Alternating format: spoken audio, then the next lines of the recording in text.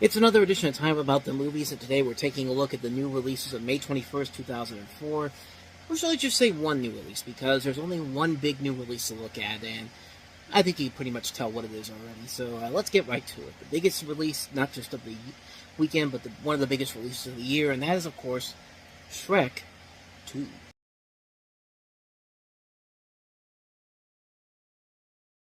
So as the trailer kind of gives you an indication, Shrek 2 takes place following the events of the first film, where Shrek and Donkey meet Fiona's parents, and the zealous fairy godmother, who wants Fiona to marry her son Prince Charming, plots to destroy Shrek and Fiona's marriage.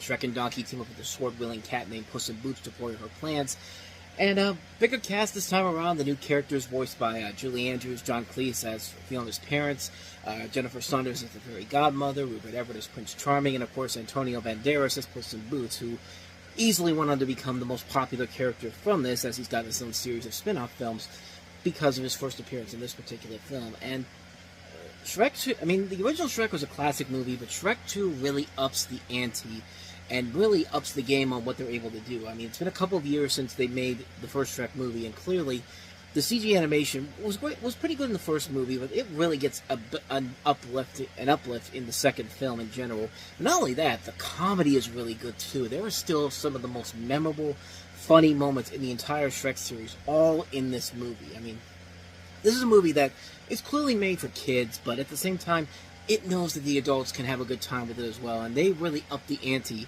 on what the kids can do, what both kids and adults can really find funny. And there's a lot here where the humor is just so all over the place and universal, and it's just a really great film. The music is very good too. The soundtrack for this is an amazing soundtrack. I mean, the animation's great, the music is great, the writing is great, the characters are great.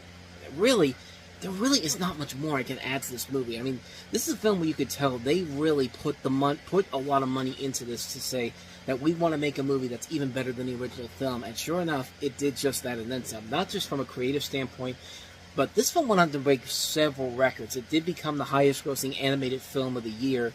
It became the second largest three-day opening weekend behind Spider-Man, with over $100 million. At the time, it was the largest overall for an animated film at the time of its release.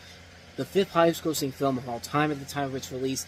It's DreamWorks Animation's highest-grossing film to this date. The highest-grossing film DreamWorks has ever made. It held the title for the highest-grossing animated film until Toy Story 3 came out in 2010. Received 2 Academy Award nominations. It didn't win the Oscars this time around, just like the first film did for Best Animated Feature. But of course, it led to the spin-offs, led to 2 more sequels. I'm really just killing time here because honestly, there's really not much more I can add to this, and as it already been said already. It's just a great, great movie. Really hilarious stuff. Great animation. Great characters. It's a friggin' masterpiece, man. It's definitely one of the best animated movies ever made. One of the best sequels ever made. Shrek 2, man.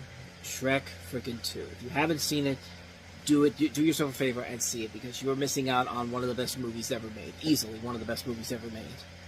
So with that said, we wrap up another edition of Time About the Movies, and the next time we meet, we'll have 5 movies to look at on Memorial Day weekend, including Roland Emmerich's latest film, The Day After Tomorrow, Kate Hudson in the romantic comedy Raising Helen, the infamous Soul Plane, Mandy Moore, Jenna Malone, and Macaulay Culkin in Saved, and Mario Van Peebles' Badass. So we'll take a look at those 5 movies all on the next episode. But until then, thank you so much for watching, and if you want to see more videos like this, please hit the playlist on the next page, check out the previous episode, and also don't forget to hit the like and subscribe button if you want to see more videos like this on this channel. So with that said, I am off. I will see you guys next time, and until then, as always, take care.